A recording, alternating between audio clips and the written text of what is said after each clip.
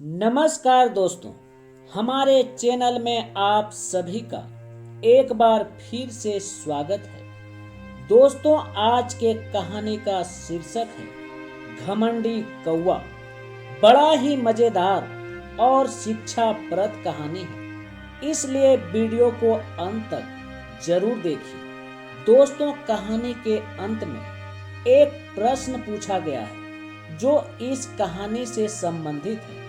देखते हैं कौन इसका सही उत्तर दे पाते हैं। तो चलिए अब देर ना करते हुए कहानी को शुरू करते हैं। दोस्तों, एक बार की बात है, हंसों का एक झुंड समुद्र तट के ऊपर से गुजर रहा था। उसी जगह एक कौवा भी मौज मस्ती कर रहा था। उसने हंसों को उपेक्षा भरी नजरों से देखा और उनका मजाक उड़ाते हुए कहा, तुम लोग कितनी अच्छी उड़ान भर लेते हो। हंसों ने कौवा की बातों को नजरअंदाज करके आगे बढ़ गया। फिर कौवे ने मजाक उड़ाते हुए कहा, तुम लोग और कर ही क्या सकते हो, बस अपना पंख फड़फड़ा सकते हो। क्या तुम मेरी तरह फुर्ती से उड़ सकते हो और मेरी तरह हवा में कलाबाजियां दिखा सकते हो?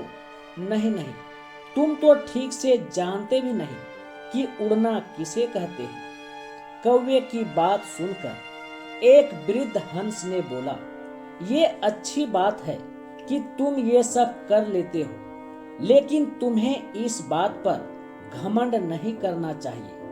कौवे ने वृद्ध हंस का फिर से मजाक उड़ाते हुए कहा, मैं घमंड वमंड नहीं जानता।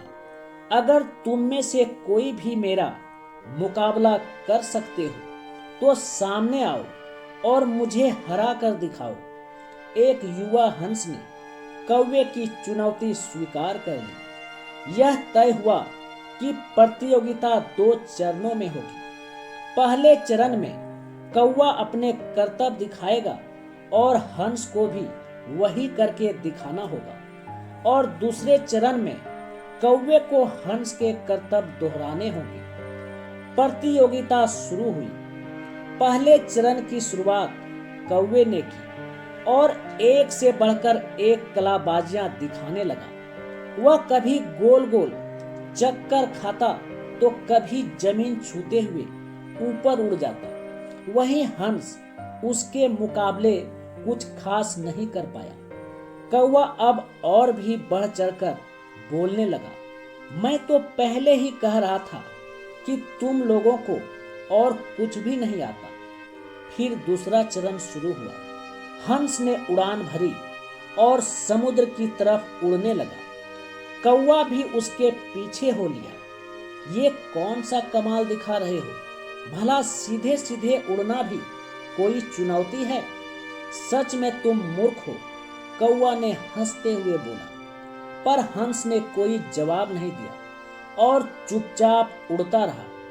धीरे धीरे वे जमीन से बहुत दूर होते गए और कौवे का बड़बड़ाना भी कम होता गया और कुछ देर में बिल्कुल ही बंद हो गया। कौवा अब बुरी तरह थक चुका था, इतना कि अब उसके लिए खुद को हवा में रखना भी मुश्किल हो रहा था और वो बार बार पानी के करीब पहुंच रहा था। हंस कौवे की स्थिति समझ रहा था, पर उसने अनजान बनते हुए कहा, तुम बार बार पानी क्यों छू रहे हो? क्या ये भी तुम्हारा कोई कर्तव्य है? कौवा काफी थक चुका था। उसने देखा अब जान बचना मुश्किल है, तो हंस से कहा, मुझे माफ कर दो भाई, मैं अब बिल्कुल थक चुका हूँ और यदि तुमने मेरी मदद नहीं की तो मैं यही दम तोड़ दूंगा। मुझे बचा लो, मैं कभी घमंड नहीं दिखाऊंगा।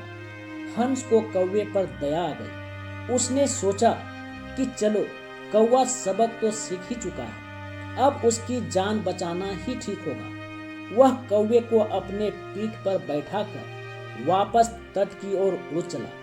दोस्तों, हमें इस बात को समझना चाहिए कि भले हमें पता ना हो, पर हर किसी में कुछ न कुछ क्वालिटी होती है जो उसे विशेष बनाती है। भले ही हमारे अंदर हजारों अच्छाइयां हों, पर यदि हम उस पे घमंड करते हैं तो देर सवेर हमें भी कौवे की तरह शर्मिंदा होना पड़ेगा। दोस्तों, आज का प्रश्न है, कौवे की जान कैसे बची? दोस्तों, अगर आपको कहानी समझ में आ गई है तो जल्दी से कमेंट करके उत्तर बताइए। धन्यवाद।